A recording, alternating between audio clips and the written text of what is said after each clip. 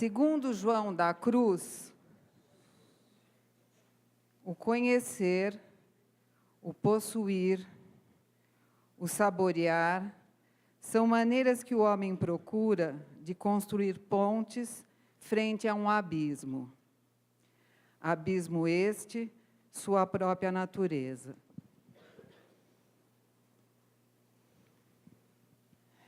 Então, a nossa próxima mesa vai ser a compulsão nossa de cada dia. Nós vamos falar sobre a compulsão alimentar, a internet e sexo. Então, eu queria chamar Alessandra Cramargo, Cândido Fontan, Iliane Zink, para fazerem parte dessa mesa. E a coordenadora da mesa será a Elaine Gleden, psicóloga clínica, local trainer e supervisora do Instituto de Análise Bioenergética de São Paulo.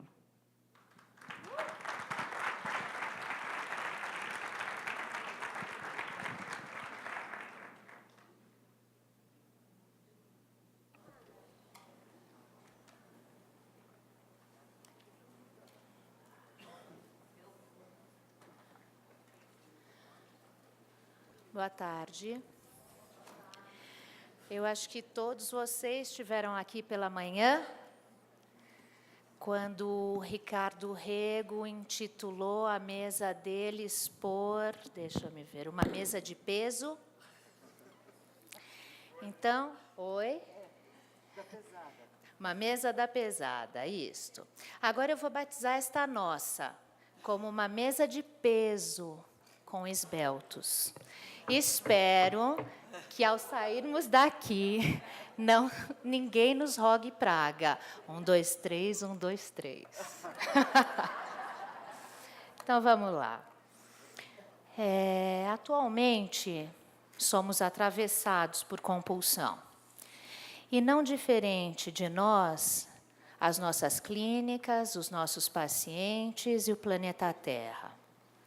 Alfredo e Flávio nos contaram que a compulsão não foi uma das estrelas conceituais da psicanálise, que ela não está na chave dos conceitos fundamentais, como transferência, inconsciente, recalque.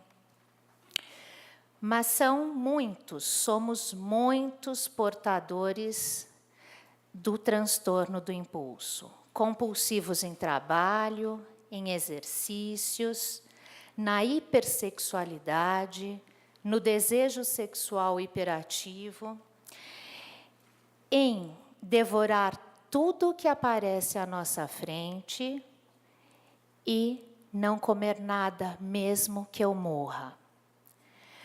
São intermináveis os dias e as noites, plugados na internet e nos jogos de videogame. Almas desnutridas, corpos retalhados, seres e humanos perdidos de si.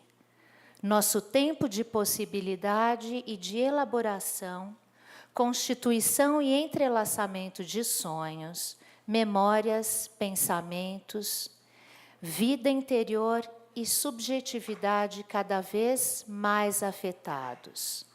Me parece que vamos perdendo aquilo que talvez nos seja mais precioso, para mim mais sagrado, a apropriação do nosso tempo. O mundo mudou e o nosso conceito também se esgotou, afirmou Nicolau hoje pela manhã. E como fica difícil habitar o próprio corpo e a própria existência. Um tempo de angústia, estado de desamparo psíquico. Nós nos inspiramos nessa mesa com o tema do encontro, para dividirmos com cada um de vocês, através do depoimento do Cândido, da Alessandra e da Liane, a clinicalidade da compulsão nossa de cada dia. Vou apresentar para vocês o nosso primeiro expositor, o Cândido Fontan Barros. Ele é médico psiquiatra de adultos, crianças e adolescentes pela Universidade de São Paulo, Ribeirão Preto. analista bioenergético e recém-batizado nosso local trainer, médico do Projeto Quixote da Unifesp. Vamos lá?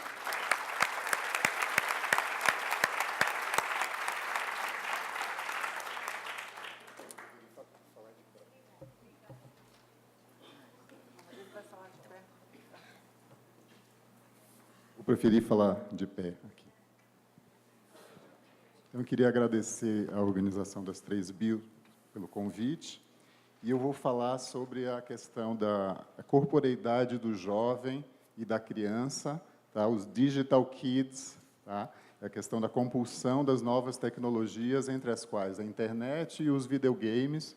E eu vou me inspirar, então, na teoria do amadurecimento de Winnicott e dos filósofos da pós-modernidade. Tá?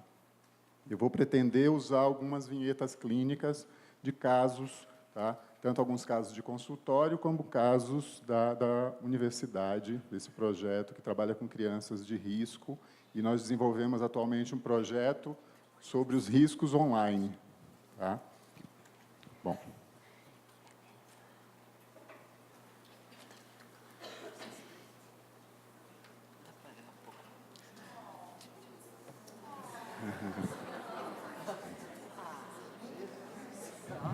Bom, a questão do uso das novas tecnologias se mostra bastante interesse na atualidade, até pela questão de eventos trágicos como a tragédia de Realengo, tá?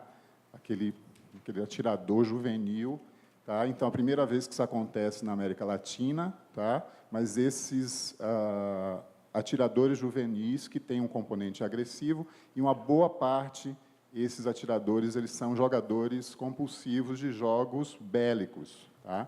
Então, já existem filósofos falando que existe uma tendência que os espaços da juventude, principalmente nos meninos, sejam espaços bélicos mesmo, espaços de guerra.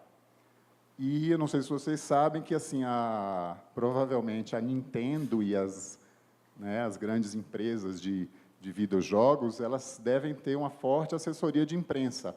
Eu me dei conta de que, quando aconteceu o evento de Realengo, tá, só um canal falou explicitamente que o Wellington era um jogador compulsivo. Tá?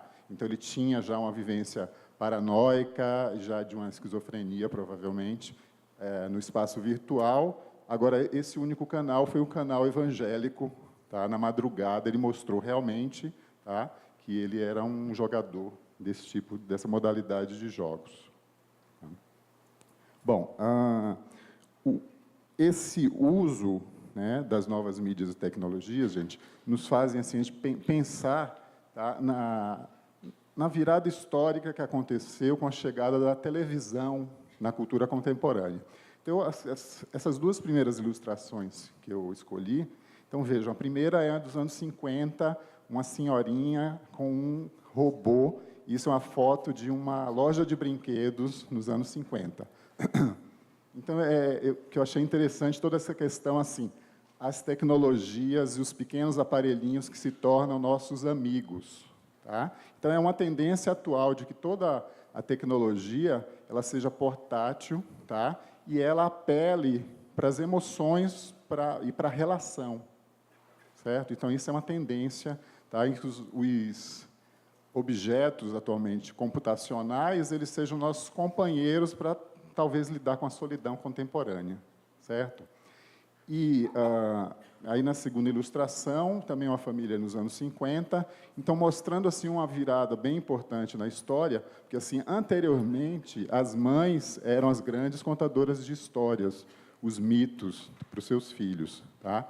E, atualmente, se considera que a televisão, tá, e as outras mídias ocuparam esse lugar. Então, existem filósofos que falam de uma disneyização.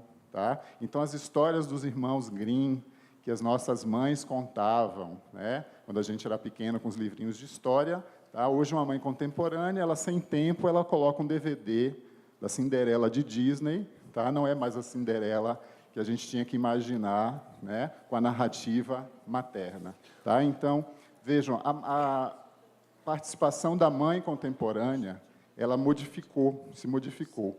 E, assim, talvez a gente não possa levar adiante uma ilusão, tá, de uma utopia que esse momento desacelerado vai voltar. Então, será que a gente vai encontrar um momento em que a gente não vai usar mais tecnologias, que a gente vai ter um retrocesso, um passo atrás nessa aceleração contemporânea?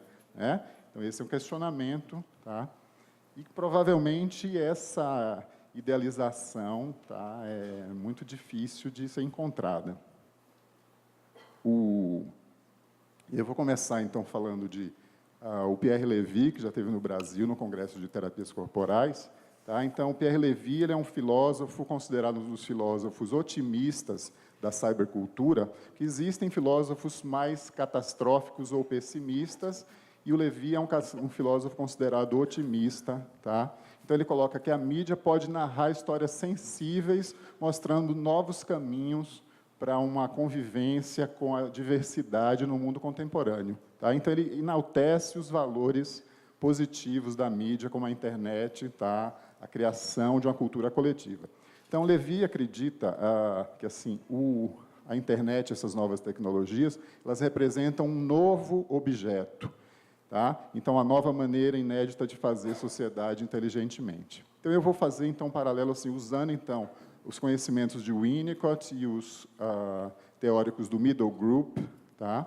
Do grupo intermediário, tá?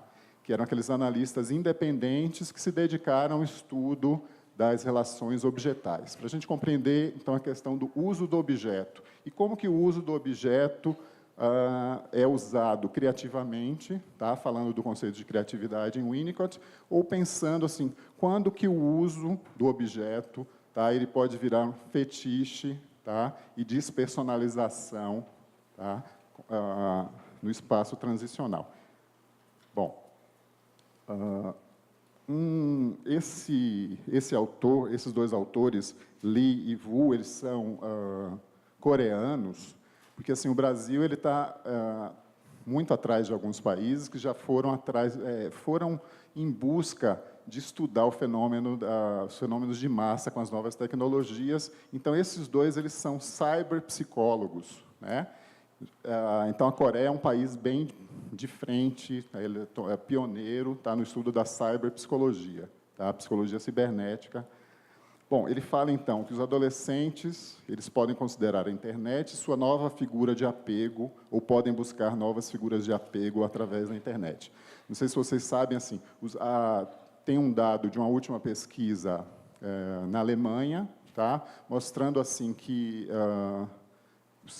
o jovem, o menino, tá, ele já alcança grandes cifras de compulsão decorrente de jogo. Mas as meninas, tá, numa faixa de 12 a 17 anos, elas mostram 68% de compulsão a redes sociais. Tá? Então, isso aqui mostra então, essa coisa de buscar relações, tá? Então, buscar figuras de apego. Tá?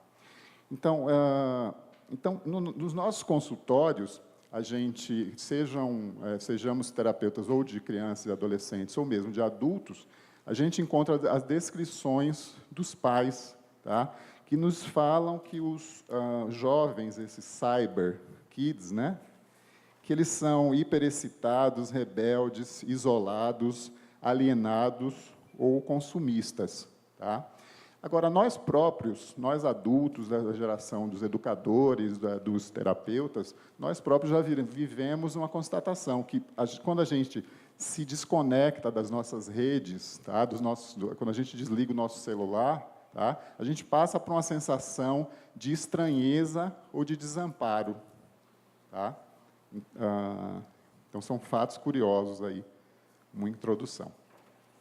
Então, as redes, tá? Então, atualmente, a internet portátil, a internet via celular, tá? Então, a internet está em todos os lugares, por isso que se usa o termo redes de conexão ubíqua, tá? Então, ubíqua é presente em todos os lugares, né? Mas é incrível que pessoas pensam, essa é uma compulsão de crianças de classe média ou de crianças de classe alta. Tá? E as pessoas desconhecem, então eu trouxe até uma imagem engraçada para descontrair.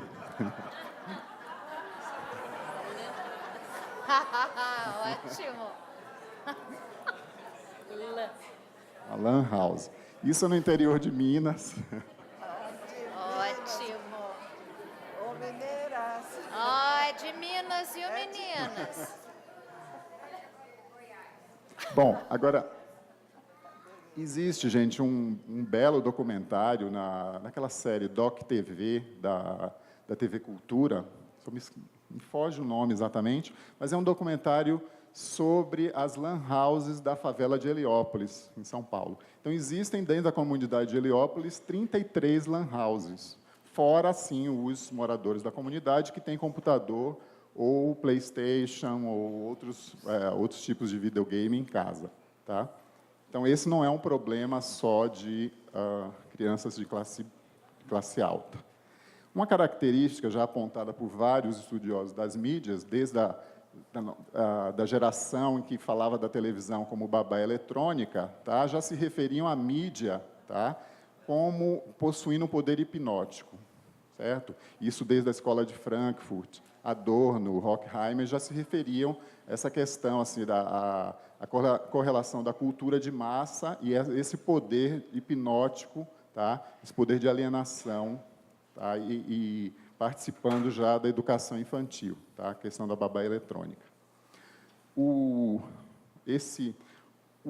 Messier Claude Olivenstein, ele foi um médico no Hôpital Marmottan, em Paris, onde eu tive o prazer de estagiar, e ele foi um grande estudioso da relação, tá? Nas toxicodependências, e ele definia as dependências falando de uma tríade, tá? De substância, usuário e meio. Então, ele entendia a fenomenologia das dependências, tá? Dentro dessa tríade. Então, substância, usuário e meio. E os sucessores de Olivenstein, atualmente lá no serviço de Marmottan, o seguidor dele, o que levou adiante o serviço, chama Marc Valère, ele se dedicou agora ao estudo das dependências sem droga, entre as quais podem se incluir aí a dependência de internet e videogames. E ele tem um termo interessante, ele fala do efeito cacahuete. Cacahuete, em francês, é amendoim. Então, aquele efeito amendoim. Então, aquele efeito, não consigo comer um só. Então, amendoim a gente não consegue comer um só. E o que desencadeia, então, um afeto ansioso? Tá? Que objeto, né, me leva a não poder parar? Tá? Isso criando uma questão de uso ou dependência. Bom, e uma questão que atualmente se aponta em relação às novas tecnologias é que, assim, por exemplo, a questão das lan houses. Muitos jovens que frequentam lan houses vão conhecer droga aí nesse espaço de jogo, ou muitos jovens, para lidar com a excitação das máquinas, se drogam, tá? Para ter uma experiência cada vez mais inédita de sensação corporal, tá? Uma sensação de aceleração para que eles se voltam, então, para um uso de substância para dar conta dessa intensidade. Bom, essa primeira ilustração, gente, não sei se vocês conhecem. Então, aqui é um jovem jogando aquele joguinho novo, que é o Kinetics. O Kinetics é um jogo sem controle remoto, tá? Acho que muitos já devem ter filhos que jogam, conhecer, né? Então, o Kinetics tem alguns eletrodos, uns sensores, aliás, uns sensores no corpo, tá? Então, o corpo ele tá envolvido no jogo, tá? E a questão é, olha, já tem comentadores da cybercultura falando assim que a indústria dos games ela já está atenta para os aspectos da corporeidade, inclusive se apropriando do corpo da criança e do adolescente e pensando em escapar de processos por obesidade ocasionada pelo sedentarismo do jovem. Tá? Então, por isso, eles criaram esses jogos em que o adolescente dança, luta, ou foge, ou usa a arma em primeira pessoa. Tá? Bom, e a questão é, o que tem me interessado, né, na clínica é assim, usando os conceitos de Winnicott, de criatividade humana, então, de que forma, tá, o jogo, tá, o videogame, a internet, podem ser usados como forma de criação, tá, na corporeidade do jovem. E eu vou trazer a outra imagem aqui, uma imagem meio estarrecedora. Isso aqui é de uma das salas do jogo GTA. O GTA é um jogo bastante violento, acho que vários já devem ter ouvido falar, né?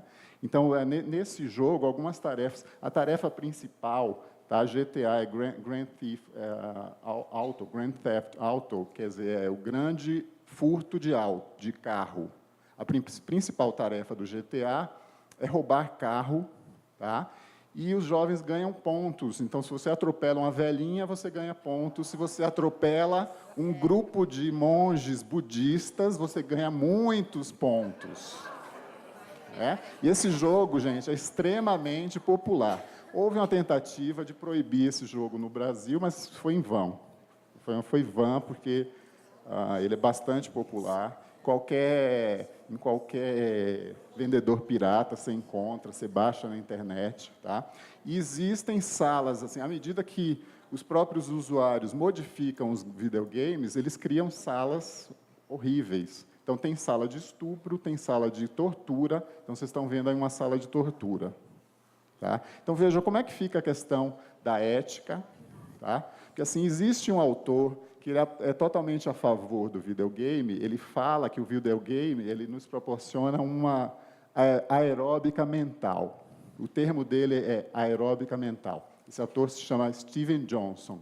E ele fala assim, que independentemente do conteúdo do jogo, tá? Então, ou seja, ele desconsidera totalmente a ética das imagens mostradas, ele acha que todo jogo torna a criança mais inteligente. Tá? Steven Johnson, esse é um cara muito complicado. Né? Bom, e essa, então, não é um ponto de vista meu. Então, eu vou também, falando de Winnicott, das relações objetais, eu quero falar, então, da questão do corpo, que é apontada pelos cyberfilósofos, tá? Os filósofos do virtual.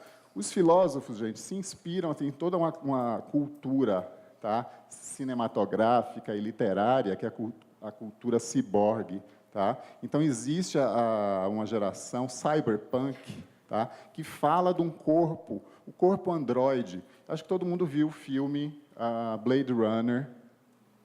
Né? Então, assim, aquele tipo de romance em que se interage com uma máquina humanizada, e que assim, o corpo geneticamente determinado já não conta. Então, é um corpo criado numa relação etérea.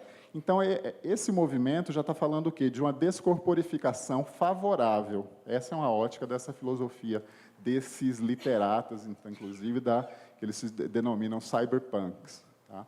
E muitos filósofos são contra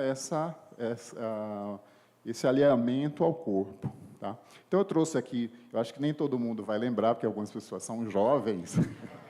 Vocês não vão lembrar do Steve Austin, o Homem Biônico. Tá? Eu não lembro, não é do meu tempo. Nem do nosso aqui, nem do nosso tempo da mesa. Mesa jovem. Bom, e vocês lembram, gente, que o Steve Austin tinha o quê? Uma perna biônica, né?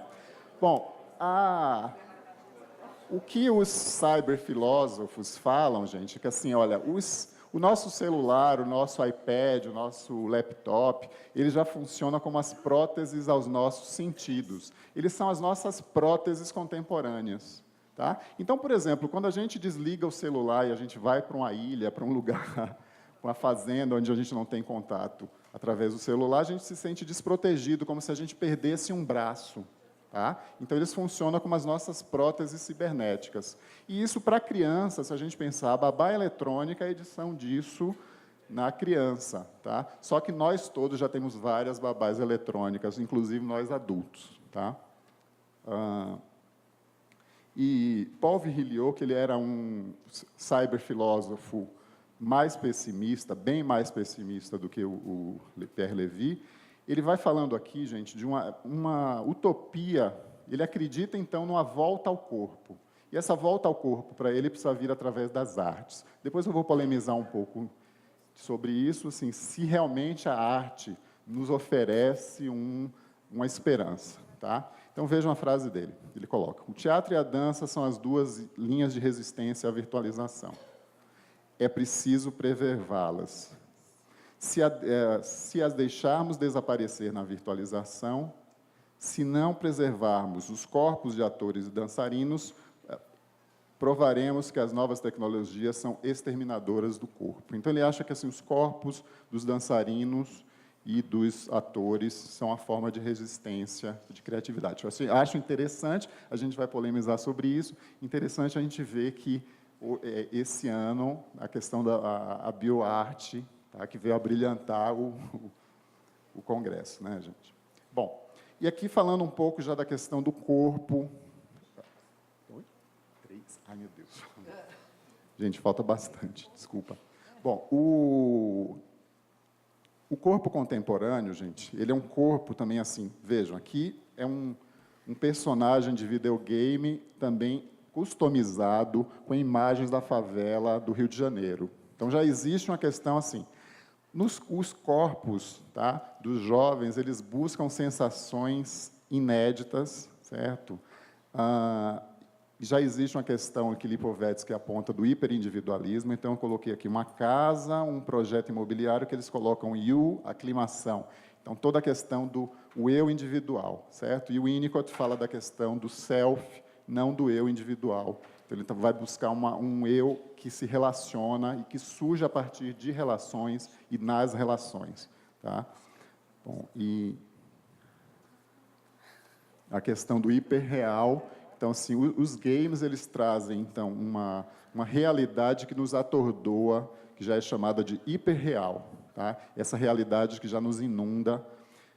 Bom, e tudo que aqui, vejam, uma mãe e uma filha, mais ou menos clean, uma felicidade clean, isso é que Lipovetsky chama de felicidade clean. Tá? Então, como é que fica a questão da mãe suficientemente boa, tá? Com toda essa questão? E a physio-clean... Nada contra a clínica, gente, eu não conheço, mas... E vejam, existe uma questão, olha, isso aqui é uma área de lazer, um espaço gourmet com telas de arte, então existe a questão, já nos propõe espaços em que a arte vai estar em todos os cantos. Então, Lipovetsky aponta a artistização dos estilos de vida. É banal que a gente encontre arte como proposta de felicidade, tá? E técnicas corporais, técnicas do corpo, uma felicidade clean, tá? Uma physio clean, tá? Como técnicas de prazeres superficiais. Tá?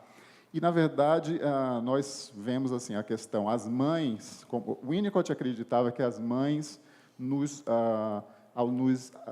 ao maternalizarem a criança, elas eram responsáveis, então, para que a criança criasse uma sensação de alojamento da psique no soma, tá? Em que se alinhavam, então, as sensações de tempo e espaço. Então, atualmente, como eu falei, as mães já não cuidam dos seus filhos sendo contadoras de histórias. Então, assim, hoje quem domina, então, a temporalidade do jovem são as mídias e quem domina os espaços é o consumo.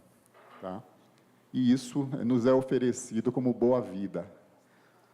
Bom, as novas compulsões, gente, elas em geral não aparecem sozinhas, tá? É muito comum que existam comorbidades, então que jovens, por exemplo, sejam adictos de internet, videogames e usem álcool, drogas, tá? Ou sejam compulsivos sexualmente e tal, ou compradores compulsivos. E assim, existe uma necessidade, então, de um novo paradigma para as compulsões, tá?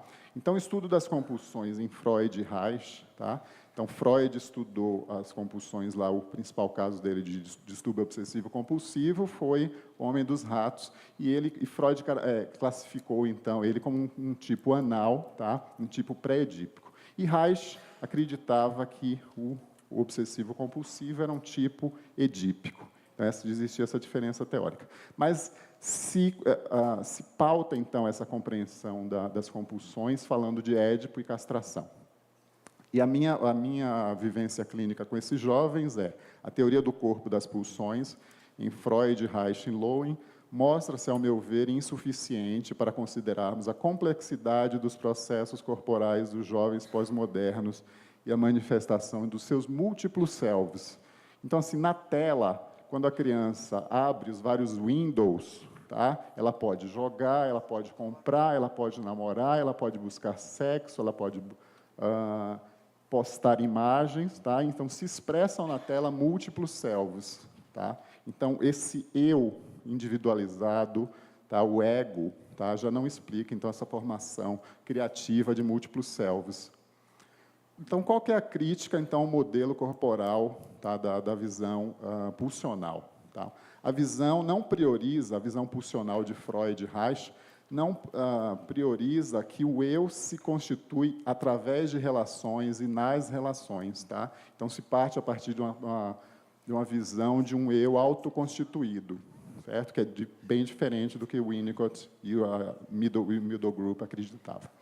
Então, como se existisse, gente, uma possibilidade de trabalhar nossos complexos, principalmente o complexo de castração, como a garantia de algo, a garantia de uma vida criativa. Então, Deleuze e Guattari eram críticos, tá, da edipianização, tá, da psicologia, tá, e eles falavam, eu acho essa frase de Guattari bem interessante, porque ele coloca: nenhuma situação na clínica é garantida. Então, ele criticava, então, essas garantias do tipo: como você venceu o seu complexo de castração? Então, esse tipo de garantia é uma operação desonesta e perigosa. Então, nós não temos garantia, não temos promessa de potência orgástica que nos livre da constituição humana, certo? E eu acho que eu vou complementar algo que foi falado nas mesas de manhã. Eu acredito que nessas patologias do excesso, a questão não é uma questão só de tensões, tá? Então, aqui não é somente paradigma pulsional que está envolvido, com questões de carga e descarga, mas faltou um objeto. Foi falado assim, a questão do excesso do objeto, mas aqui faltou a presença humana e o objeto suficientemente bom. Tá? E esse objeto não é o significante fálico linguístico, tá? E sim o objeto da criatividade humana e da presença humana. Eu vou pular esse aqui para... Prometo não demorar muito, Elaine. Opa. Bom, o Winnicott e o Middle Group eles se dedicavam, então, a pensar a fenomenologia do corpo e a intersubjetividade. A sutileza do que o Winnicott fala, gente, eu acho que não se limita apenas à analogia e ao famoso uso do objeto ursinho de pelúcia. Quando o Winnicott está falando do objeto transicional, ele está falando de sutilezas. Eu gosto muito mais de me referir assim, à criança com a ponta do cobertor. Então, a gente está falando de paradoxos e sutilezas, de criação de sentido, né, através do corpo da criança, que são delicadezas de relação. Quando essas delicadezas de relação faltam, a pessoa cai em angústias impensáveis. Né? E aí, são os 3 conceitos super importantes para a gente entender a cybercultura, o uso, as compulsões aí. Em Winnicott, é pensar em uso de objeto, selfie corporal e o brincar criativo. Tá? E a outra coisa, de manhã se falou, então, da questão de que a criança, aliás, o compulsivo tem uma modalidade de tensão na busca de prazer. Tá? Mas não ficou muito claro, assim, porque há divergências teóricas, tá, entre linhas diferentes, e Ferber foi bastante polêmico ao falar que a libido não busca prazer, a libido busca objeto. Então, o mais importante, quando trabalhar com esse jovem, é reconstituir o quê? A presença humana, não só a relação deles com carga ou descarga. Então, pelo menos para mim, na clínica, não faz sentido você dizer, olha, desliga o computador e vai caminhar, vai andar de bicicleta. Quer dizer, isso podem ser técnicas importantes, tá? Mas o mais importante do que a técnica é o manejo. Então, o Winnicott é considerado o analista do manejo, e não da técnica, certo? Oi? Deixa eu só mostrar um.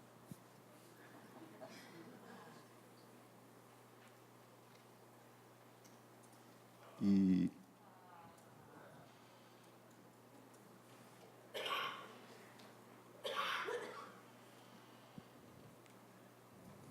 vou falar rapidinho, gente, prometo terminar rápido. Eu vou falar de alguns casos, então. Uma criança que eu atendi, que tem 16 anos, que tinha uma vivência de se misturar com um dos avatares dele, que era um bonequinho, que era um cachorrinho daquele filme... esqueci o nome. Um cachorro